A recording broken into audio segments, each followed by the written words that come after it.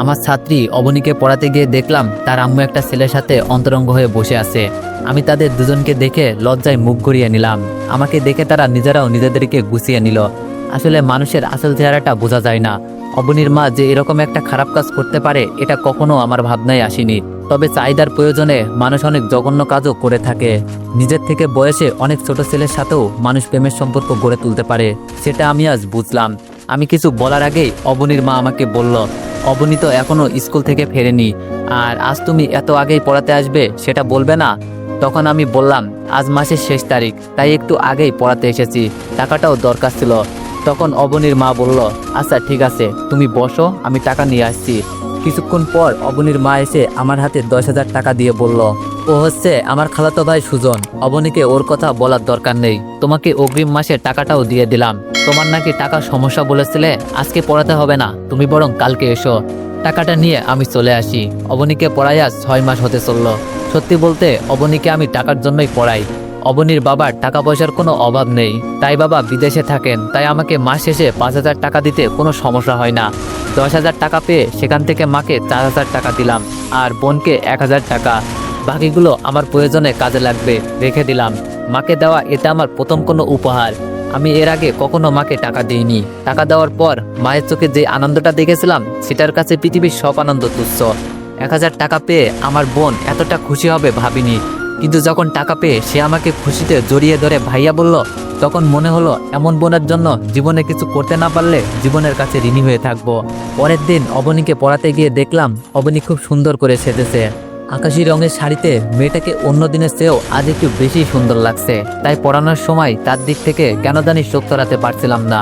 আমার এমন অবস্থা দেখে অবনী বলল, স্যার আপনার কি কোনো গার্লফ্রেন্ড আছে? নিজের ছাত্রীর মুখে এমন প্রশ্ন শুনে কিছুটা আইনজীবী ফিল করলাম। তারপরেও ধমকের সুরে বললাম, এসব কি প্রশ্ন অবনী? আমার গার্লফ্রেন্ড দিয়ে তুমি কি করবে? বাচ্চাদের এসব জানতে হয় না, তুমি পড়াশোনায় মনোযোগ দাও। তখন অবনী বলল, কে পিসি, দেখেন আমি কত বড় হয়ে গেছি, আর ক্লাস 9-এ পড়া একটা মেয়েকে বাচ্চা বলা মোটেও উচিত না। আমার এক বান্ধবীর বিয়ে হয়েছে, বাচ্চার মাও হয়ে গেছে, আর আপনি আমাকে বাচ্চা বলছেন?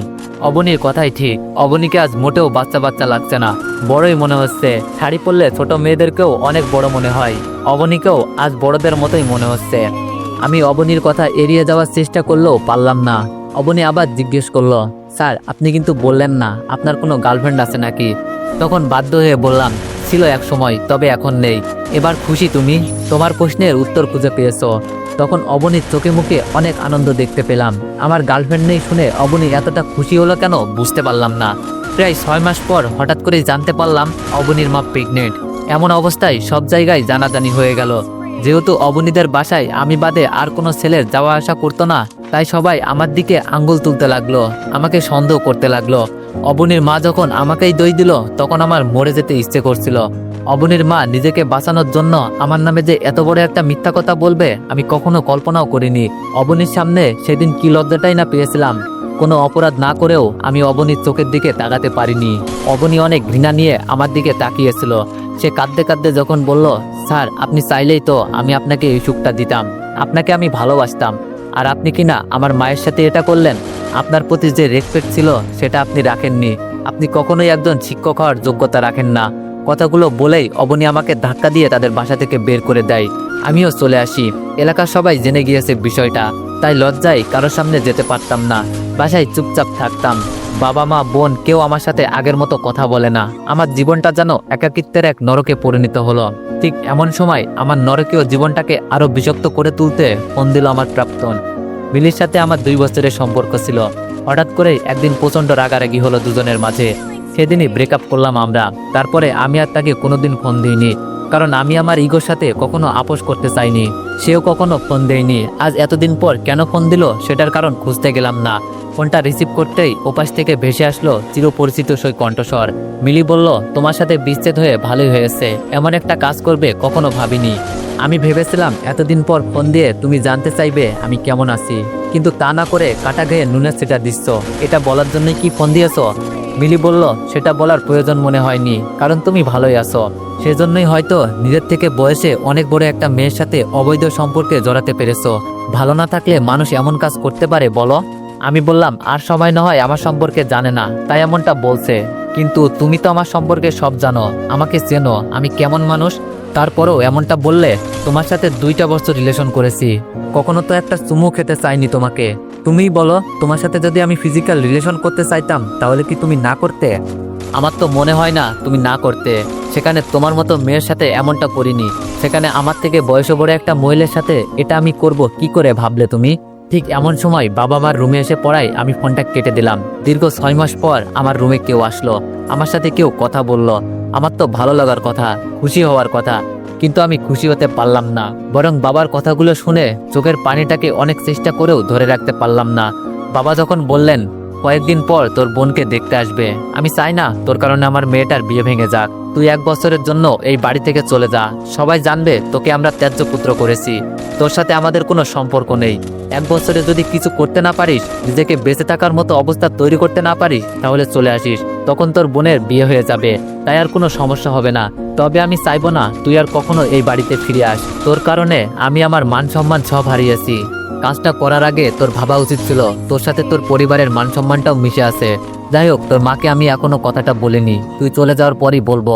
আজ রাতেই চলে যাবি, তোর মা কিংবা বোনের সাথে দেখা করার দরকার নেই। টাকা লাগবে বল, দিয়ে দিব।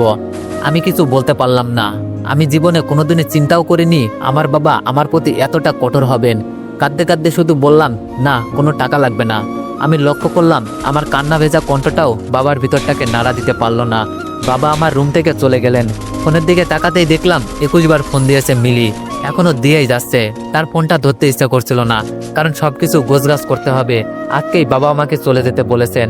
জানি না কোথায় যাব, যাওয়ার মতো তেমন কোনো জায়গাও নেই, তবে যেতে তো হবেই। পৃথিবী অনেক বড়, কোথাও না কোথাও তো জায়গা হবেই। কখনো ভাবিনি খুব কাছের মানুষগুলোই একসময় দূরে চলে যাবে। আমার বুঝ হওয়ার পর থেকে বাবা আমার সাথে কখনো এতটা কষ্ট নিয়ে কথা বলেনি। আজ এত বছর পর কেন জানি মনে হচ্ছে আমি সন্তান হিসেবে ব্যর্থ। যে সন্তানের কারণে বাবা মায়ের চোখে জল আসে, সেই সন্তানের মতো হতভাগা সন্তান পৃথিবীতে আর দ্বিতীয় জন নেই। আমার ভিতরটা পুড়ে যাচ্ছিল, মনে হচ্ছিল এই যন্ত্রণা থেকে মৃত্যু অনেক ভালো। কিন্তু আমি মরতে চাই না, জবাব দিতে চাই ওইসব মানুষদের যাদের কারণে আমি নিঃস্ব হয়েছি। আমার আপন মানুষগুলো আমাকে দূরে ঠেলে দিয়েছে, তাদেরকে জবাব দেওয়ার জন্য হলেও আমাকে বাঁচতে হবে। আমার কাছে টাকা পয়সা তেমন কিছুই ছিল না। বাসা থেকে বের হওয়ার আগে খুব ভয় কাজ করছিল, কোথায় যাব, কি খাবো, কি করব, এরকম হাজারো চিন্তা এসে মস্তিষ্কের মাঝে বাসা বাঁধতে লাগলো। এতদিন তো থাকা খাওয়া নিয়ে কোনো চিন্তা করতে হতো না। সারাদিন যাই করি না কেন, দিন শেষে মায়ের হাতের খাবারটা পেতাম। আরামে চিন্তাহীনভাবে তুলতুলে নরম বালিশে মাথা রেখে রাতটা কাটিয়ে দিতে পারতাম। কিন্তু এখন কি পারবো না, কারণ এখন আমার মাথার উপর বাবা নামক বটগাছটা আর নেই, যার ছায়ায় আমি এতটা দিন বেঁচেছিলাম। আর সেই মানুষটা তার ছায়া আমার উপর থেকে সরিয়ে নিয়েছে। কিছুক্ষণ পরেই আমি আমার ভালোবাসার মানুষগুলোকে ছেড়ে চলে যাব। জানি না আর কোনোদিন তাদের সাথে দেখা হবে কিনা। বাবাকে বলে রাতটা থেকে দিতে চেয়েছিলাম, মা আর বোনের সাথে শেষবারের মতো গল্প করতে চেয়েছিলাম, কিন্তু কথাটা বাবাকে বলার মতো সাহস করে উঠতে পারিনি। ওই তো বোনটা আজ কত সুন্দর লাগছে, টেবিলে বসে বই পড়ছিল। আমাকে দেখেই উঠে দাঁড়ালো, আমাকে দেখে বলল, ভাইয়া কিছু বলবে? আমি কিছু বলতে পারলাম না। 2 মাস হতে চললো ঠিকমতো আমার সাথে বোনটা কথা বলেনি, আজ আমার সাথে কথা বলল। তাহলে কি বাবার মতো সেও জানে আজকের পর থেকে তার ভাইটাকে আর সে চাইলেও ভাইয়া ডাকতে পারবে না। শেষবারের মতো ভাইয়া ডেকে নিজেকে সান্ত্বনা দিচ্ছে। কত ইচ্ছে ছিল বোনটাকে নিজের হাতে বউ সাজাবো। বোনকে বউয়ের সাথে দেখার ইচ্ছাটা বোধহয় সব ভাইয়াদের পূরণ হয় না, আমারও হবে না। তাতে কি, মানুষের জীবনে তো আর সব ইচ্ছারই পূরণ হয় না, আমারও হবে না। তবে মনের ভিতর দুঃখটা থেকেই যায়। শেষবারের মতো বলতে ইচ্ছে করছিল, আরেকবার ভাইয়া বলে ডাক। তোর মুখ থেকে ভাইয়া ডাকটা শুনতে অনেক ভালো লাগে, কিন্তু আমি বললাম না। কি দরকার শুধু শুধু মায়া বাড়িয়ে? অথচ আজকের পর থেকে এই ডাকটা না শুনেই আমাকে প্রতিটা রাত কাটাতে হবে। মায়ের রুমে যখন গেলাম তখন মা আমাকে দেখে মুখ ঘুরিয়ে নিল। মনে হলো মা আমার সাথে কথা বলতে চায় না, আমার মুখটা দেখতে চায় না। কিন্তু আমি তো তার মুখ না দেখে থাকতে পারি না, অনেক কষ্ট হয়। তাহলে কি মাও বাবার কথাটা জানে? তাহলে যে বাবা মাকে বলতে না বলল, বাবার মতো মাও আমাকে ঘৃণা করে, সন্তান হিসেবে পরিচয় দিতে লজ্জাবোধ করে। অনেকক্ষণ দাঁড়িয়ে থাকার পরেও মা কোনো কথা বলল না। তখন মা অন্যদিকে চেয়ে আছেন। আমি আর তখন আমার চোখের বিশুদ্ধ পানিটাকে ধরে রাখতে পারলাম না, নিজের অজান্তেই চোখ দুটো জলে ভিজে গেল। মা হয়তো আমার চোখের জল দেখতে পেয়েছিল কিংবা পাইনি। যখন আমি চলে আসতে নিলাম ঠিক তখন মা আমার সাথে কথা বললেন। মায়ের কথাটা শুনে আমার ভেতরটাতে এত এত ভালো লাগা কাজ করলো যেটা আমি বোঝাতে পারবো না। আমার চোখের জলটাকে তুচ্ছ মনে হলো। মা যখন বলল, কিছু বলবি বাবা? তখন আমি জল মুছতে মুছতে মায়ের দিকে এগিয়ে গেলাম। বলতে চাইলাম, মা দেখো, বাবা আমাকে বাড়ি থেকে চলে যেতে বলেছেন। আমার কারণে নাকি বোনের বিয়ে ভেঙে যাওয়ার সম্ভাবনা আছে। তুমি বলো মা, আমি কি তোমাদের ছেড়ে থাকতে পারবো? কখনো কি থেকেছি? জীবনে একটা রাতও তো তোমাদের ছাড়া কাটাইনি। একটা বছর কিভাবে থাকবো? বাবা কি জানে না আমার যাওয়ার মতো কোনো জায়গা নেই? বাবা কি জানে না আমার কাছে খাওয়ার মতো কোনো টাকা নেই? বাবা কি জানে না তোমার হাতে রান্না না খেলে পেটে খাবার হজম হয় না? তুমি বাবাকে বলে ম্যানেজ করো না মা। আমি থাকতে পারবো না তোমাদের ছাড়া। যতটা দিন বাঁচবো তোমাদের মাঝেই আমি বাঁচতে চাই। তোমাদের ছাড়া আমার জীবনটা অপূর্ণ। কিন্তু আমি বলতে পারলাম না। বাবা সেই কথাটা মনে পড়ে গেল। আমি মাকে গিয়ে জড়িয়ে ধরে কাঁদতে লাগলাম। মা তখন বলল, কাঁদছিস কেন? কি হয়েছে আমাকে বল। আমি মায়ের প্রশ্নের জবাবে কিছু বলতে পারলাম না।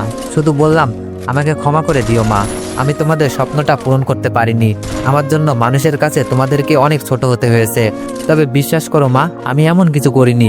তোমার ছেলে কি এমন কাজ করতে পারে? তুমি বলো মা, তুমি তো আমাকে জন্ম দিয়েছো। আমার প্রতি তোমার কি বিশ্বাস নেই বলো? আমি কি এমন কাজ করতে পারি? মা কিছু বলে না। আমিও কথাগুলো বলে চলে আসি। জানি না মা কথাগুলো বিশ্বাস করেছে কিনা, সেটা নিয়ে ভাবছিও না। এখন বিশ্বাস করলেও তো আমি আমার হারানো দিনগুলো আর ফিরে পাবো না। আমার 22 বছরের জীবনে কখনো এভাবে মাকে জড়িয়ে ধরিনি। হয়তো লজ্জা কিংবা সংকোচ, যে কোনো কারণেই হোক না কেন, মাকে কখনো জড়িয়ে ধরা হয়নি। তবে আজ যখন মাকে জড়িয়ে ধরলাম, তখন আমি একটা জিনিস উপলব্ধি করলাম। মাকে জড়িয়ে ধরে কাঁদার মতো সুখ এই পৃথিবীতে আর কিছুই হতে পারে না। আমি যখন মাকে জড়িয়ে ধরে কাঁদছিলাম, তখন মনে হলো আমি পৃথিবীর সবচাইতে বিশুদ্ধ আর পবিত্র মানুষটাকে জড়িয়ে ধরে আছি।